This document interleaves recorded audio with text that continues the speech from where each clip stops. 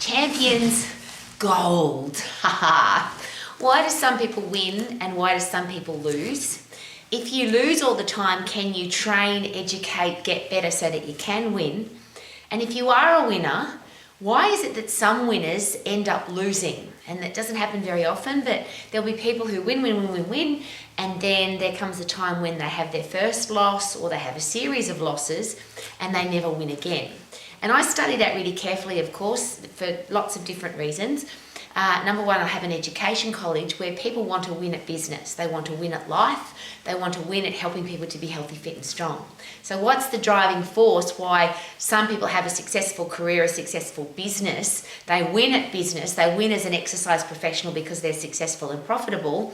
And other people who say, yes, I want to have a great business, be successful in the exercise profession, and they just don't. They come across a hurdle and they give up, or they come up with excuses why they can't do it, or they believe other people that tell them that they can't do it.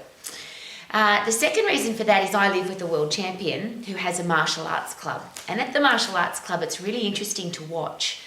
Some people win all the time. Some people win all the time, then they have one loss and they give up. It's like, I loved winning, I have this one loss and I can't do it anymore.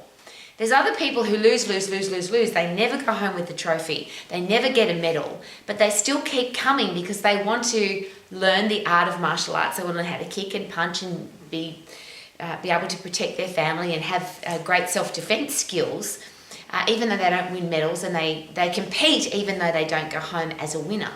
So I'm asking all of those questions because I'm really interested in the human brain and how it works. So my personal question for you is this. What happens to you if you lose? Do you give up?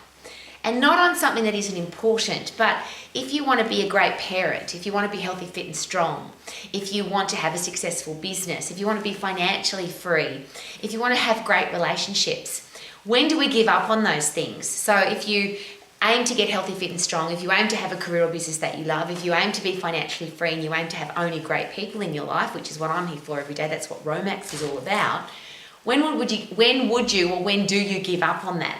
And I'm sure you've seen people who do that. They exercise, they train, they eat healthy, and it doesn't work for them in a certain period of time, so they give up. Other people never give up. And there's some people who eat healthy food, they exercise, they're healthy, fit and strong, and even though they don't have a beautiful body, they never give up because they want to feel good. So that's an interesting headspace to watch. Some people tell me, and this is a daily basis for me, I want to have a successful business, I want to have a career that I love. And some people, they've been going for 10 years, 15 years, 20 years, and that hasn't happened for them yet, but they haven't given up. A really interesting side note is most entrepreneurs, most billionaires for that matter, will tell you that that's exactly what happened to them year in, year out, 5 years, 10 years, 15 years, 20 years. Nothing went their way. People said that they were a loser. People said they couldn't do it. People said what they wanted to do was impossible, but they ended up doing it anyway because they didn't give up. When would you give up on your financial plan? If you're struggling for money, if you don't have any money, if you don't want to be broke for the rest of your life, when would you give up on that? And I'm sure you've seen people do that where yes, I want to be wealthy, but they have a challenge with an investment, or something happens with the bank that they invested their money in, or something goes wrong with their financial plan and they give up on their goal to be financially free or financially secure. They get an average job with an average wage and end up living their life in an average way. Relationships are really interesting like that too. When do you give up on wanting to have great people in your life? When do you give up on wanting to have beautiful children who are respectful and kind and they grow up to be great human beings? When do you give up on a relationship where you both love each other but things aren't working out? Is there a point where you should give up on that? And I'm asking that for a very specific reason because, yes, I would love everybody to be healthy, fit and strong, have a career or business that they love, be financially free and have great people in your life. But life's going to throw stuff at us, isn't it? On a daily basis.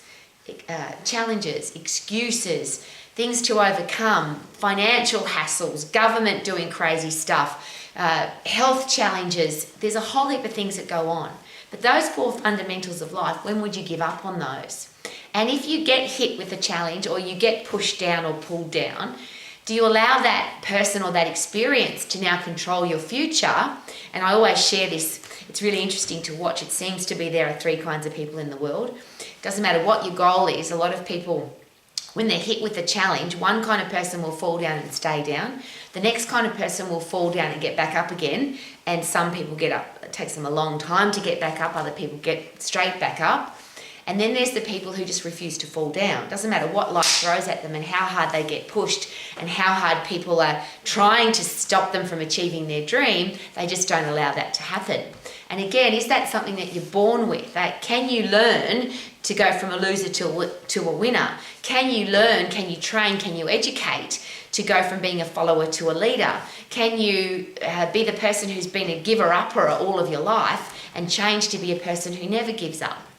And that's the question that I don't have an answer to. I just find it an interesting observation. But I would like to believe that it's a choice.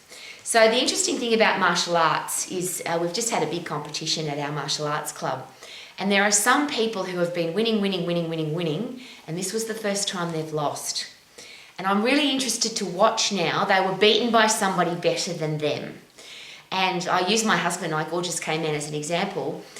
He has been beaten many times in martial arts, but he will always share with me that he learns more from the person that he comes second or second to, or if he doesn't win a medal at all, he learns more from those events than if he wins a gold medal. It's nice to win a gold medal, it's awesome, and it shows that you're really good at what you do. But if you win, then what are you learning? So you learn from your losses, and they say this beautifully in martial arts. There's no winning and losing, there's just winning and learning. For some people. For other people, there's winning, and if they lose once, they give up. We have a lot of kids who, they love doing martial arts, but they come to a grading, and if they don't grade because they didn't train hard enough or they didn't put in enough effort, they give up on martial arts. Now, I've got a side note for that.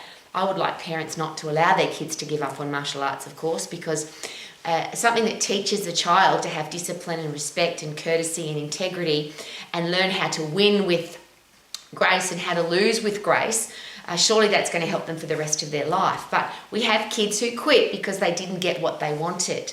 And yet we have other people at the martial arts club who have never won a trophy, they've never won a medal, but they keep going. They never give up. Now, there's lots of reasons to do martial arts, I get that. It's a bit like me with marathon running. I've never won a marathon and I never will win a marathon.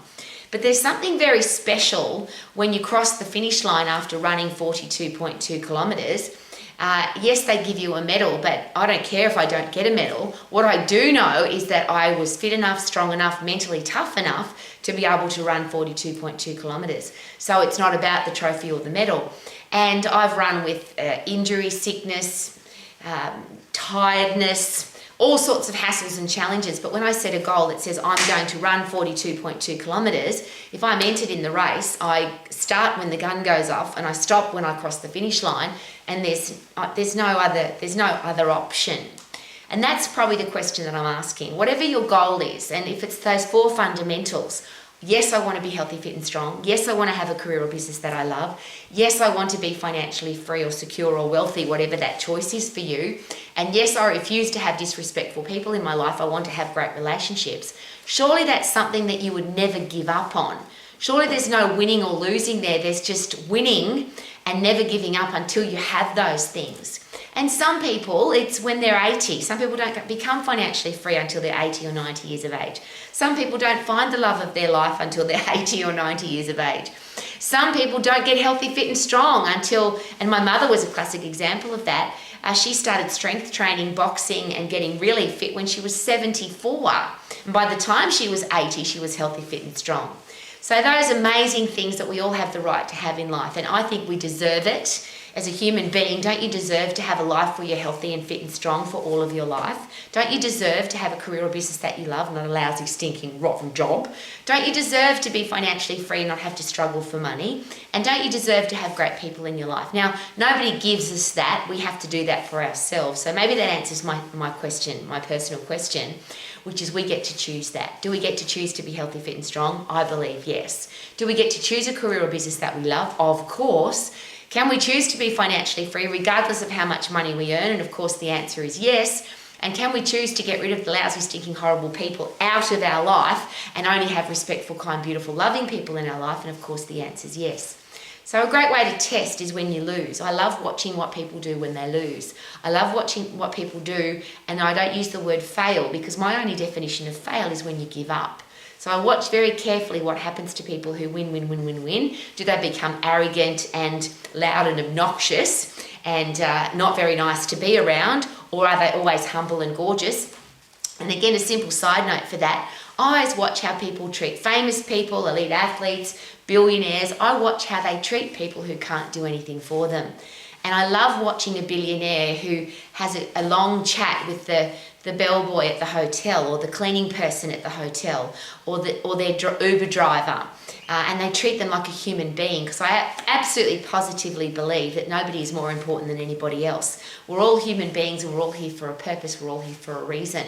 So why don't we live our life to the max every single day, making sure that we never give up. There's no winning and losing, just winning and learning, and I love to learn. Live your life to the max and learn. Woohoo!